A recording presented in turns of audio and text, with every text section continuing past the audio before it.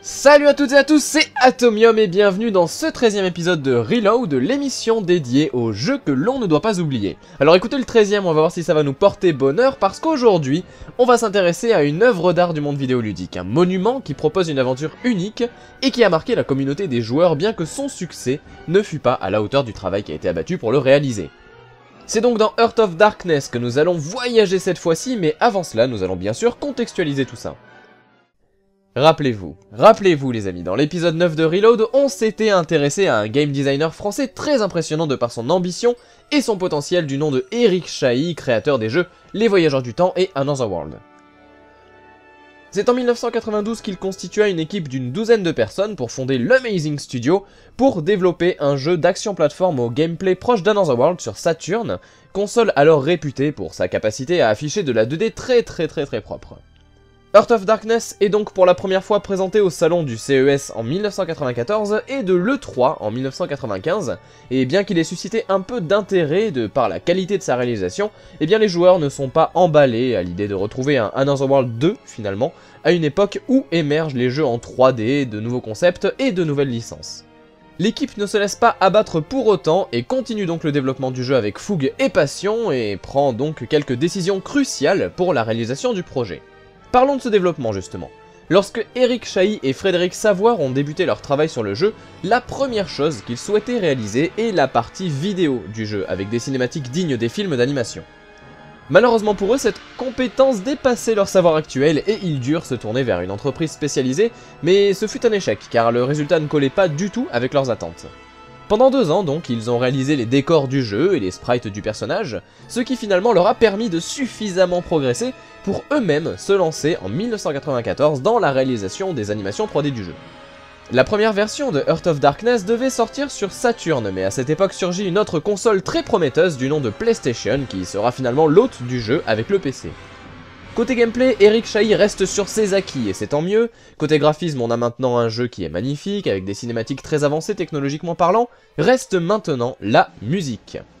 Et là, c'est Bruce Broughton qui s'en charge, contacté suite à son travail sur Bernard et Bianca au pays des kangourous. Il a été choisi pour réaliser les thèmes du jeu et autant vous dire que c'est du très haut niveau, qui peut largement s'afficher au top des bandes originales de jeu. Finalement, voici le but des concepteurs du jeu, un aspect graphique de haute volée, des vidéos dignes d'un film d'animation, une ambiance sonore cinématographique et un gameplay irréprochable. Objectif réussi? Eh bien c'est ce qu'on va voir. Les physiques des trous noirs sont si spectaculaires qu'ils ont longtemps nui à la crédibilité des scientifiques. Certains pensent encore que les trous noirs sont de véritables portes ouvertes à des mondes parallèles, inconnus et fascinants. Andy, encore dans les nuages? Mon Dieu, j'étais en train de... Silence! Si mon cours sur les trous noirs ne vous intéresse pas, peut-être apprécierez-vous le noir du placard! Ouais. Voici Andy, le garçon qui va vous intéresser dans Heart of Darkness. Sous cet aspect de mauvais élève se cache un inventeur talentueux dont la cabane a fait rêver, je pense, plus d'un enfant de ma génération. On voulait tous la même!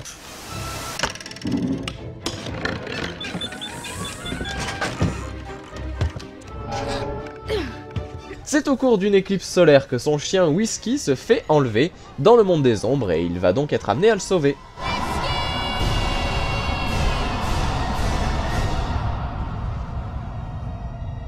Par chance, il avait construit une espèce de vaisseau et un canon à électricité, alors en route pour l'aventure à la rescousse de son fidèle compagnon.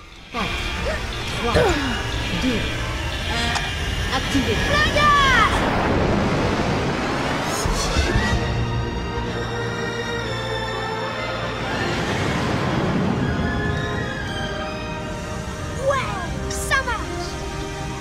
Tiens bon, Whisky, j'arrive.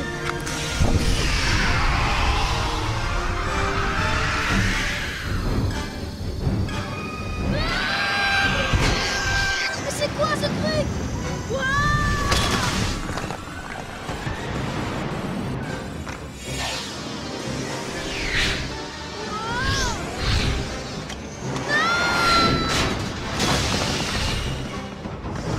Andy, je détecte une avarie à bord.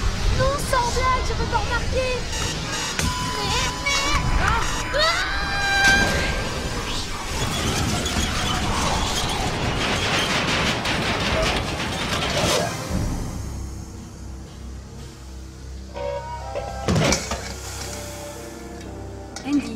détecte une avarie.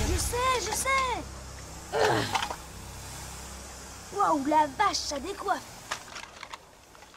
En un mot, waouh! Mais quelle mise en scène, vous ne trouvez pas? On se retrouve là plongé dans un univers merveilleux, immergé au plus haut point par des cinématiques dignes des productions Pixar. Vous contrôlez donc pour la première fois Andy et vous serez mis directement au pli par l'enchaînement des situations assez difficiles à résoudre de prime abord. Le parti pris d'Eric Chahi est clair, il veut rester sur son terrain de prédilection, à savoir l'action plateforme avec une progression par l'échec. On retrouve donc finalement beaucoup de points communs entre Another World et Heart of Darkness, à commencer par le type de jeu même et son déroulement. On contrôle un personnage embarqué dans un univers qui laisse libre cours à l'imagination, la progression se fait de tableau en tableau, il y a un nombre phénoménal de pièges à éviter pour terminer le jeu sans encombre. Le monde des ténèbres est très hostile, chaque monstre a ses caractéristiques, mais tous ont leur méthode pour vous tuer quasiment instantanément, ce qui au passage rappelle une fois de plus la difficulté de Another World. Andy peut marcher, courir, sauter, ramper, escalader, tirer avec son fusil, enfin il pouvait, vous voilà maintenant désarmé, ce qui ne sera pas des plus rassurants pour la suite.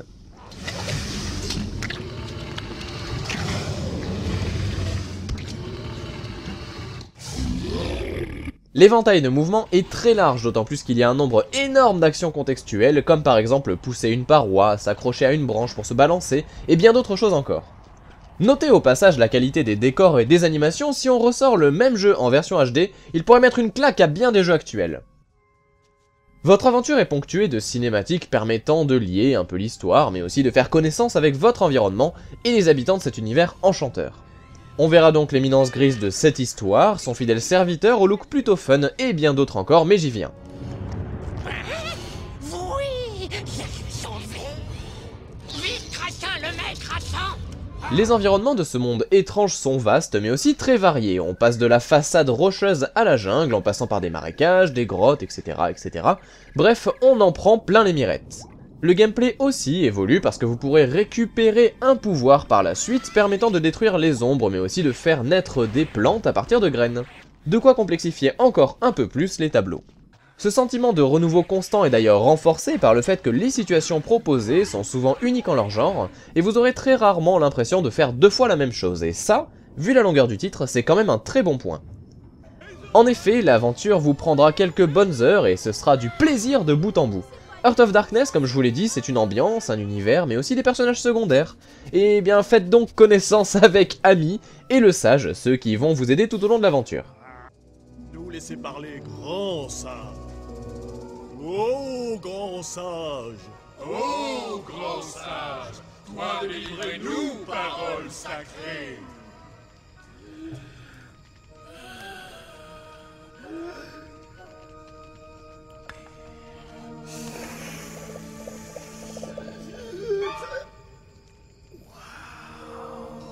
Bienvenue, petit. Moi savoir, toi venir. Moi grande vision très longtemps déjà. Regarde. Doit ressembler, hein?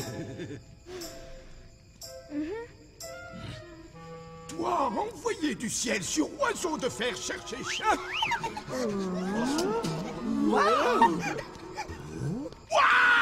Monique. Toi envoyé du ciel chercher chien tout seul. Nous pas bouger, dehors danger, grand danger. Ici, moi protéger peuple avec grande magie. Ténèbres, jamais venir ici, sinon... À sa sortie en 1995, Heart of Darkness a fait parler de lui pour son développement de très longue durée, pour sa qualité de réalisation, mais hélas, les joueurs attendaient autre chose et donc il n'a pas eu le succès qu'on lui souhaitait. Le studio de développement s'est alors dissous et bien qu'il y eut quelques rumeurs d'adaptation Game Boy Advance ou version améliorée pour PC, rien de tout ça ne vit le jour. Le nom d'Eric Chahi n'a pourtant pas été oublié puisqu'encore récemment il suffit à donner à From Dust un gage de qualité vu que c'est ce cher monsieur qui a eu l'idée originale du jeu et qui a chapeauté sa conception.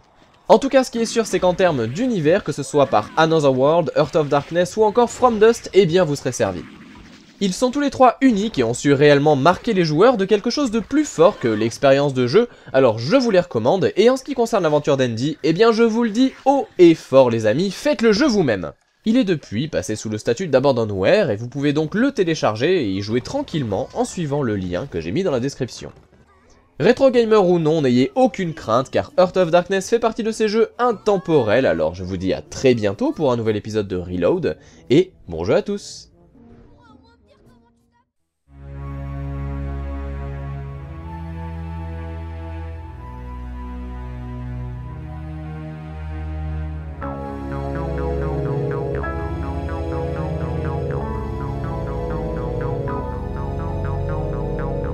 Ah, j'ai oublié, s'il vous reste des vieilles lunettes 3D, vous savez, celles qui ont un côté bleu, un côté rouge, eh bien gardez-les près de vous, on sait jamais.